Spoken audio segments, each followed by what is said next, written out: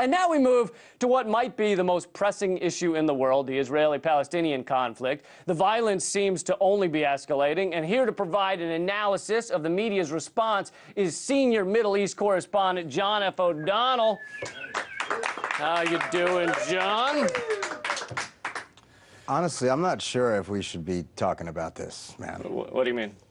You're our senior Middle East correspondent. Yeah, I know I am. I'm qualified. I've read books. But bad things happen to reporters who talk about this issue, Lee.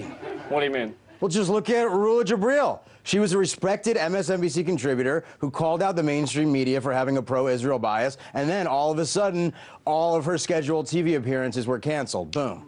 Oh, right, I remember that. She pointed out that between June 30th and I think July 10th, CNN had 17 various Israeli public officials on air and one Palestinian. Yeah, she managed to get one more appearance on Chris Hayes' show, but they changed her title from MSNBC contributor to Palestinian journalist. If I really get into this, I have no idea what's going to happen to me. John, that's just one example. It doesn't mean anything. I'm sure you're going to be fine. I don't know, man. I just get really nervous about these things. Look there. My title just changed. Oh, that is Palestinian spokesperson. That is kind of weird, but it sounds like a promotion, right? I don't know if you're qualified to be a spokesperson for anyone. No, I'm not. Remember when I did that Capital One ad? It was a total train wreck. What's wrong with you people? You're just profit werewolves eating the world. What's in your wallet? Oh, I don't know. A lifetime of enslavement to debt? Yeah, I remember that. I'm the one that bailed you out. But anyway, back to the Israeli invasion of Gaza. What else can you tell us? Come on. Can we just talk about the woman in Portland who cuddles with people? I already covered that. Fine. Over 1,200 Palestinians have been killed, hundreds of them children, and 56 Israelis have been killed. Israel receives $3 billion a year in military aid from the U.S., while 1.8 million Palestinians in Gaza live in extreme poverty. Most of them only get clean water for 3 hours every 3 days. Are you happy, Lee? Jesus!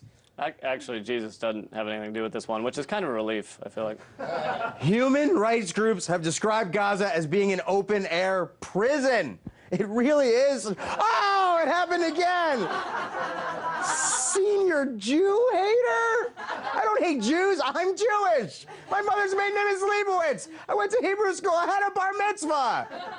This is the type of slander that the irony with this one is I do hate myself, but just not for being Jewish. John, it's going to be all right, buddy, all right? We're going to get through this. Let's talk more about the biased mainstream media coverage, all right? Have there been other incidents? Sure. I mean, NBC pulled renowned journalist Ayman Mohyeldin out of Gaza after he reported on an Israeli airstrike that murdered 4 Palestinian children. And most recently, David Gregory was called out by a UN official on Meet the Press.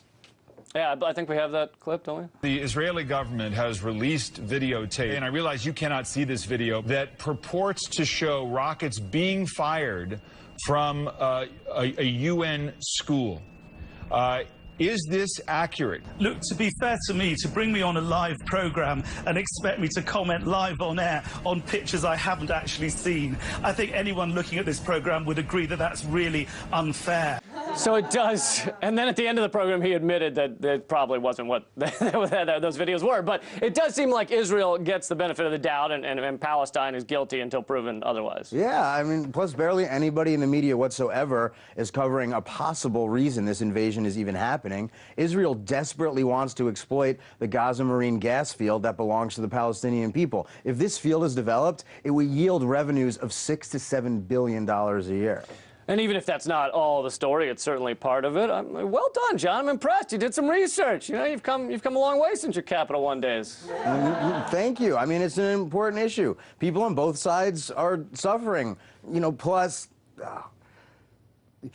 the UN calls Gaza a military occupation, and before he passed away, Nelson Mandela called Israel an apartheid state. Oh, no. You're all right. Nothing happened. You're okay. Nothing happened. Oh, come on! I love my mom's potato kugel. Why couldn't we just talk about that hugging business like I wanted to? I went and filmed stuff and everything. You did? Yeah, just show it. My career's over. So, what do you think of the Israeli invasion of Gaza? John F. O'Donnell, everybody!